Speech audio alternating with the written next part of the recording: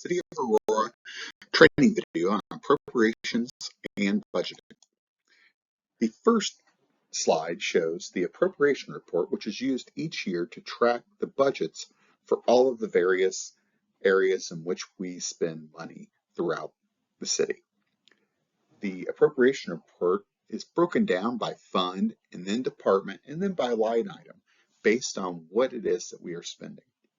The report will show you what was currently budgeted, how much was spent in the current month, so far through the year, and how much is remaining to give us a guide on how spending is going throughout the year. There are benefits and limitations to this approach. It does tell you what we are legally allowed to spend. The budget and the appropriation process is a legally binding authority for the city to spend these funds. The report is divided by fund and department, which is both a blessing and a curse. It is pretty well organized. It's pretty easy to navigate, but some departments do receive funding from a range of different funds, and this does require some hunting. The police department, for example, receives most of their funding through the general fund, but they also receive some funding through the LLECE, which is for continuing education. They also receive some funding from this Cumulative Capital Development Fund for vehicle replacement, and also through the gaming account from time to time. Appropriations also only tell you one portion of the story. It tells us how much we are legally allowed to spend. We do not necessarily track with that report how much is in the fund. So it makes it difficult should an opportunity arise or a new need for if we can afford something within the budget. Within the City of Aurora, we have some challenges. One is we have a lot of appropriation accounts. There's lots of different ways in which we have to spend our funds. Lots of departments, lots of needs. Over the years, there have been changes to the appropriation account as far as which accounts are used for different initiatives and different services we provide to citizens. So that has created some of the problem of looking back. It's always a little bit of a hunting and pecking to find, hey, here's where we spent it back in 2022, and then in 23 we spent it a little bit differently. So that's been one of the changes. Another big challenge has been leadership turnover. During my time, I've been through 3 different mayors, 4 different city managers, just as many street department supervisors, a couple different police chiefs, and now nearly a completely new city council. So a lot of this leadership turnover creates some challenges in itself as they each find different ways to approach building their budgets. When building the appropriation list, we need to keep in mind that there are 4 main categories for how budgets are tracked throughout the state. The main category where most of our spending is through personal services, and these are people.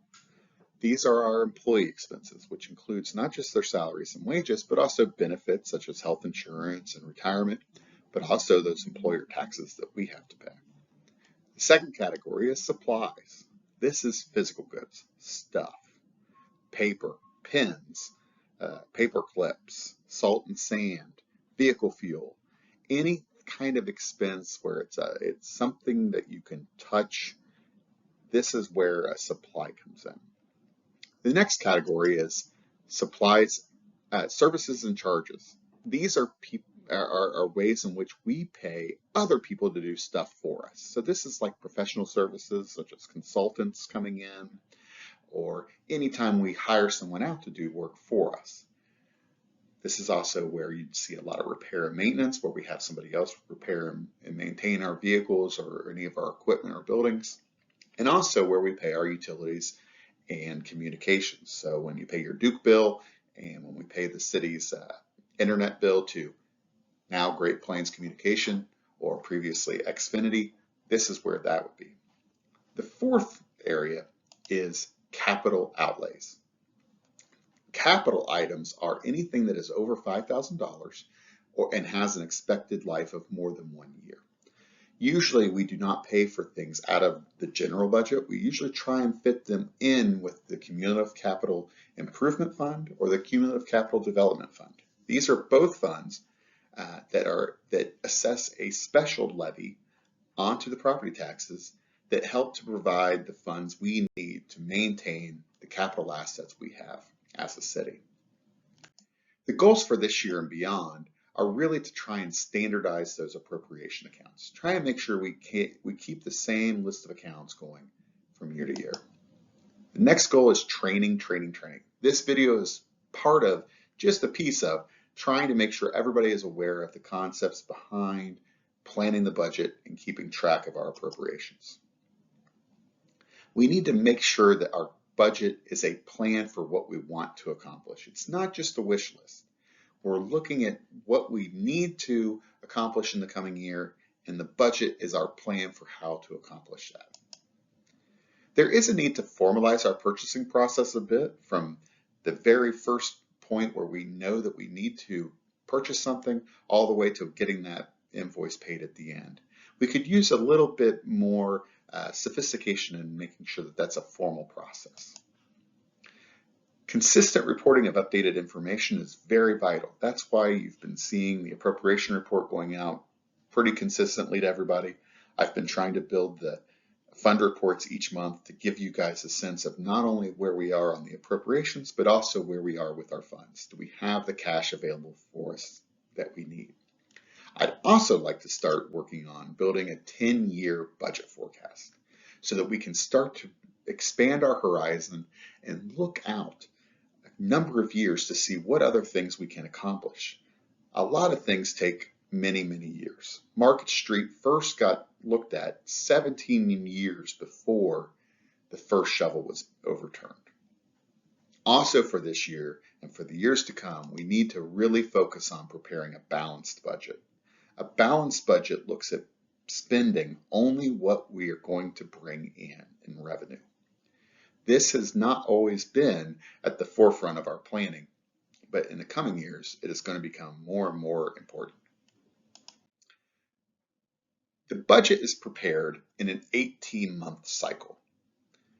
This means that starting at June 30th of each year, we look at the cash available on hand. And these are the fund balances as of June 30th. And what we do is we subtract out the remaining appropriations from each of those funds. And we add back in whatever revenues we intend to receive for the remainder of the year, both property tax and those non-property tax revenues. And that will give us a balance at the end of the year or starting with the next budget year. We then go about adding in any non-property tax revenues that we intend to receive in that next year, which is always a difficult number to figure out. Then it becomes a little tricky because we're going to subtract out the money that or the budget that we plan to spend, our Form 1, our budget appropriation for that coming year. And that's going to give us an amount that is the amount that we need to raise through property taxes. Let's look at a very simple example of what this might look like. We're going to end June 30th with $500 on hand. We're going to have $800 in total appropriations for the remainder of the year that we know we're going to spend. But we also think we're going to have about $700 of revenue left to receive yet for the remainder of the year. And that's going to give us an ending balance for the year of $400. And we think that next year, non-property tax revenues will probably get about $500. But when we went about building the Form 1 and the appropriation report for the next year, it came to $1,500. So we know that we need to raise in property taxes $600 in order to make sure that our budget will work. And that isn't necessarily the final answer on what we can spend, because we also need to keep in mind that property taxes have a ceiling. Also, if we were to take that approach, what would our balance be at the end of the next year? We would have zero because it took into account the $400 we had, and we were only taking in the amount of money we needed. So this was actually an imbalanced budget. The pitfalls of the 18-month budget, there are a number of them. Non-tax revenue projections are very difficult to project. It's difficult to decide to figure out how many vehicle accident reports the police department's going to get requested. The number of times we're going to rent the park pavilions, or the number of memberships we'll have at the pool or the Ark. These are difficult numbers to guess at. It's also difficult to project the price and cost of things. Inflation took us off guard a number of years ago when it jumped up. Also keep in mind that gasoline prices are very volatile, and it's very difficult to always project what things are going to cost. We also experience from time to time equipment failure. When these things happen, it catches us off guard, and we're not always prepared for how to handle and fix this issue.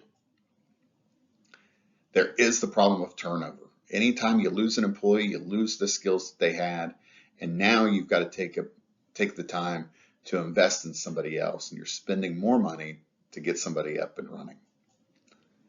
We do have property tax caps. For a residential property, they can only be taxed at 1% of their assessed valuation, 2% at commercial properties, and some industrial properties 3%. But that is a cap. We can only ask for so much before we're just not going to get any more out of some of those properties. There is a little bit of department competition that goes on with our departments. When we're building the budget, there is only so many ways you can slice the pizza pie, and that is part of the difficulty of building the budgets each year. There's also a maximum levy. We can only ask for so much money each year from the property tax owners. Even beyond the property tax caps that they're set at, we can only raise it so high. The timeline for this year and most years is on July 1st, I start pulling the information together for the current balances, revenues, and looking at expected expenditures. The next phase will be department heads should be looking right now at their budgets, their appropriations so far, and looking at those 4 key areas: personal services, supplies, services and charges, and capital outlays, and thinking about next year. From the middle of July to early August, the clerk's office, city manager will work together with those department heads to figure out those numbers so that we have a good draft ready. And once that happens, we'll start to have public meetings, which will take those reviewed numbers from the department heads and work with city council to continue to refine what the budget will look like in the coming year. At the September meeting, we will have a public hearing take place on the budget. And this is required to have the public know what the budget is proposed to look like, with a final passage in October. If we do not pass a budget in October, we will be forced to use the budget from the prior year, which can always be a little bit of a challenge. A couple of words of caution as we approach this season. Our fund balances are shrinking. We've been making investments in our city that have drawn down some of the funds, and we have not always had a balanced budget in the last number of years. Building the budget isn't a wish list. It is a plan to deliver services to the citizens each year. We need to keep that in mind. City growth hasn't always kept pace with the need to deliver services, and we don't want to have to start cutting out services in order to make sure our budget works. So we need to be very thoughtful as we prepare for the coming year. Thank you very much.